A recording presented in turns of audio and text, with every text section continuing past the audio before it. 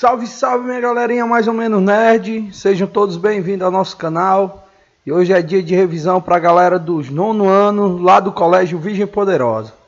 A nossa revisão é uma fala sobre cartografia, que é a parte da geografia responsável em fazer e elaborar a representação de uma determinada área. E a gente começou lá o nosso conteúdo falando sobre as ferramentas que a cartografia utiliza para fazer uma representação confiável e bem elaborada.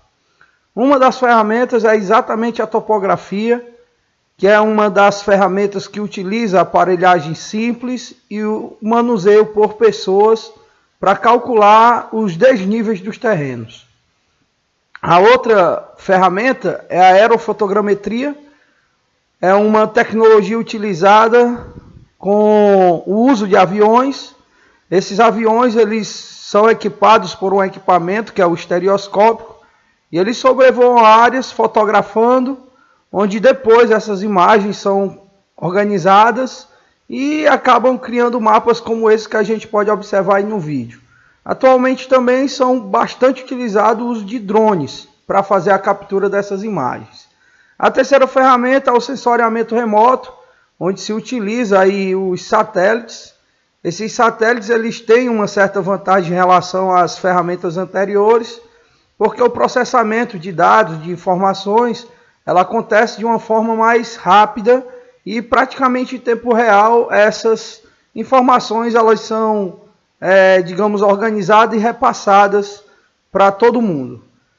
Depois a gente conversou sobre as técnicas que são utilizadas e aí nós usamos a ideia das projeções cartográficas. Nós conversamos em sala que essas projeções elas podem ser divididas em 3 tipos diferentes, que são as projeções cilíndricas, cônicas e polares, que também podem ser chamadas de projeções planas ou ainda azimutais. O primeiro tipo de projeção que a gente está vendo aqui na imagem são as projeções cilíndricas. Nela nós temos a linha do Equador, as áreas próximas à linha do Equador, que são mais bem representadas, né? E as áreas mais distantes em relação à linha do Equador sofrem mais distorção.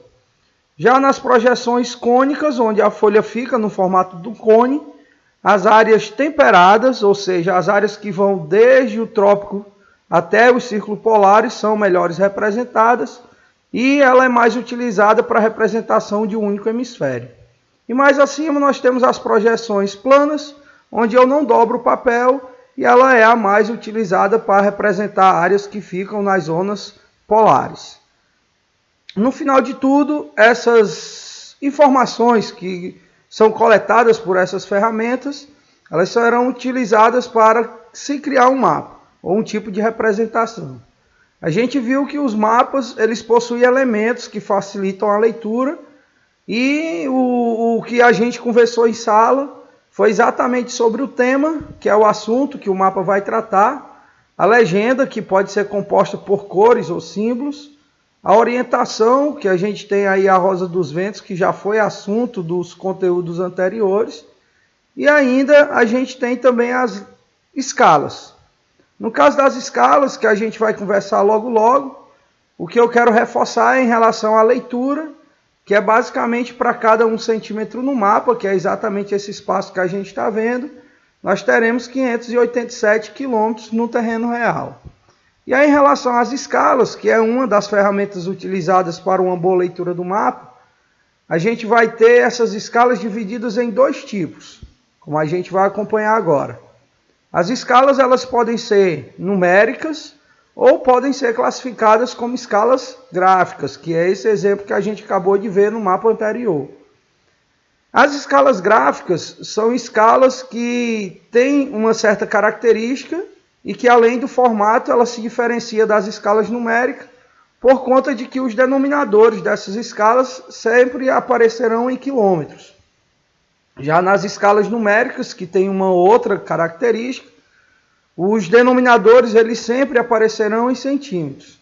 E aí, desculpa aí, né, o acento, vamos consertar aqui, é um pequeno descuido, mas é assim.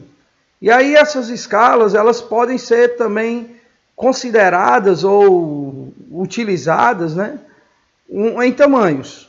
A gente tem 3 tamanhos de escalas. As escalas elas podem ser pequenas, elas podem ser médias e podem ser grandes. O que vai mudar em relação aos tamanhos é exatamente a quantidade de detalhes que a gente utiliza e também as áreas que elas vão representar. As escalas pequenas sempre representando áreas maiores e tendo menos detalhes. As escalas médias tudo é médio. E as escalas grandes, áreas menores e com mais detalhes. Ainda sobre o assunto de cartografia, a gente conversou em sala que a gente tem 2 tipos de representações. Nós temos os mapas, que são esse modelo que a gente está vendo aqui.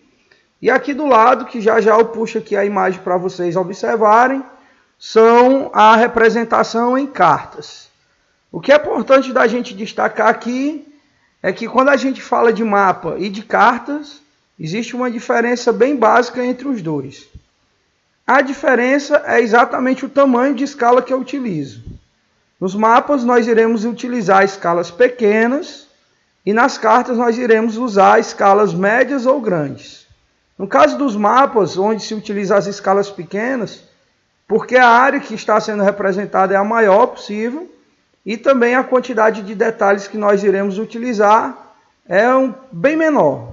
Até porque se faz necessário para que eu possa entender que aquele desenho, aquela representação se refere a uma determinada área.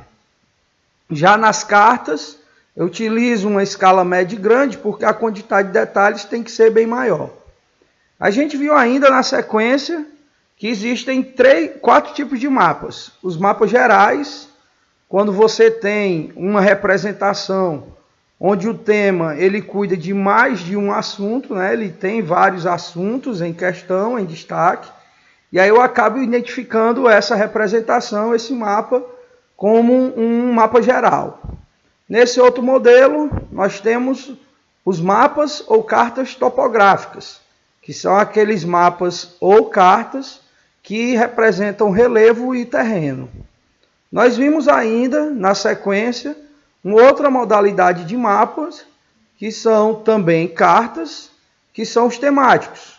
Nesses, diferente lá do que a gente viu nos gerais, a representação ela vai cuidar de apenas um tema. Ou seja, nos gerais mais de um, nos temáticos apenas um tema.